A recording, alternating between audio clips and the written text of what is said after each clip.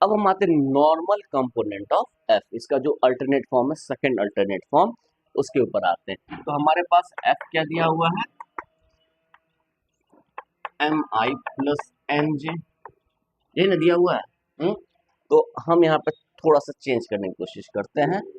हम यहाँ पर एफ डॉट एन की बात करना चाहते हैं, एफ डॉट एन की बात करना चाहते हैं, ठीक है। तो एन क्या हो गया, अब एन और टी में क्या रिलेशन है, टेंजेंट के ऊपर नॉर्मल, टेंजेंट और नॉर्मल के बीच में एंगल कितना होता है, 90 डिग्री। तो इसका स्लोप यदि m1 है, इसका स्लोप m2 है, तो m1 m2 is equal to -1। तो यदि इसका स्लोप यानी हम टेंजेंट को कैसे लिखे हैं, D X upon D S I plus D Y upon D S J, ठीक है।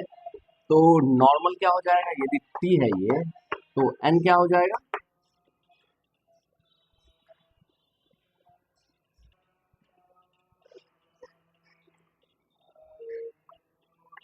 D Y upon D S minus D X upon, या तो इसको माइनस करिए, इसको माइनस करें, ठीक है, इसी में माइनस कर देते हैं, एक ही बात है। या जो कहाँ माइनस करें, इसमें कर दें, डी एस जे, हाँ या नहीं। अच्छा, दो वेक्टर्स नॉर्मल होंगे तो उनका डॉट प्रोडक्ट क्या होगा,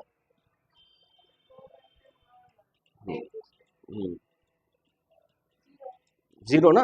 यदि A dot B is equal to zero, तो दोनों नॉर्मल हो गए, हाँ या नहीं, कंफर्म है ना, ये होता है ऐसा।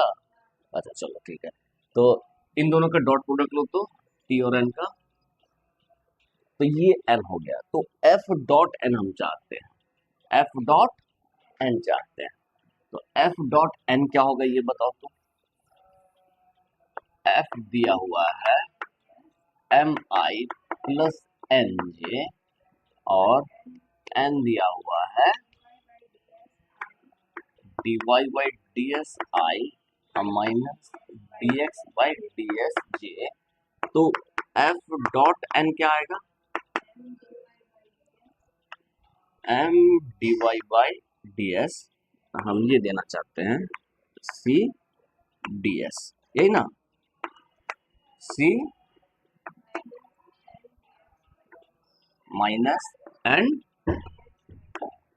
D X by D S D A, हाँ या नहीं।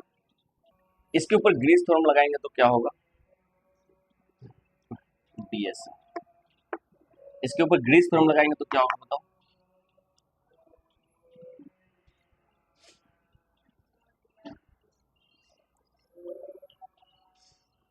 इसके ऊपर ग्रीस थ्योरम लगा सकते हैं ना।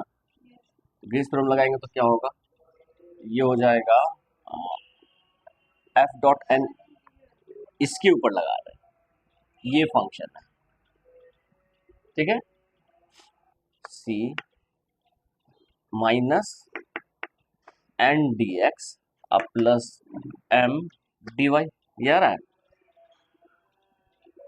ये वैल्यू आ जाएगी, डी एस कैंसिल होगा, minus N D X plus M D Y. चलो, अब ये जो इंटीग्रल है, तो इसके ऊपर ग्रीन थ्योरम लगेगा। इसके ऊपर यदि हम ग्रीन थ्योरम लगाएं तो क्या होगा, ग्रीन थ्योरम क्या, यहाँ पर यदि हम एफ की बात करें तो यहाँ पर एफ क्या हो जाएगा, माइनस एन आई प्लस एम जे हो गया इसके लिए, और इसके ऊपर ग्रीन थ्योरम लगाएंगे तो क्या होगा बताओ तो, कि इसका y के रिस्पेक्ट में, इसका x के रिस्पेक्ट में, यानी कि del M upon del X minus of minus del N upon del Y, हाँ या नहीं, नहीं समझ में आ रहा, नहीं आ रहा, कोई बात नहीं। यदि M D X plus N D Y हो तो इसका ग्रीन थ्योरम में क्या हो जाता था, डबल इंटीग्रल डी किसके ऊपर, del N upon del X minus del M upon del Y D, हाँ या नहीं।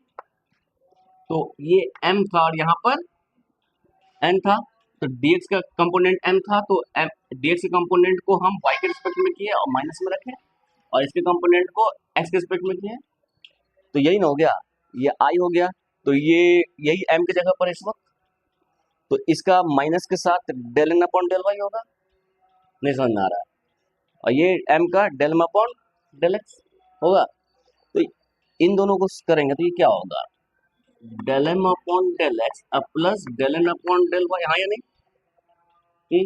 तो यूजिंग ग्रीन्स थ्योरम इसकी value D del M upon del x plus del N upon del Y D A हुई या नहीं, होगा, मुश्किल है। अच्छा ये बताओ तो डाइव ऑफ एफ क्या होगा, हाँ डेल डॉट एफ, डेल क्या है, del upon del x i plus del upon del y j, और डॉट ले रहे हैं एम आई प्लस एन जे, हाँ या नहीं। तो क्या हो गया, del M upon del x plus del N upon del y, यही ना आएगा। तो इस चीज को हम क्या लिख सकते हैं, डाइव एफ डी ए, हाँ या नहीं। तो हमने देखा ये value C F dot N D S किसके इक्वल हो गए,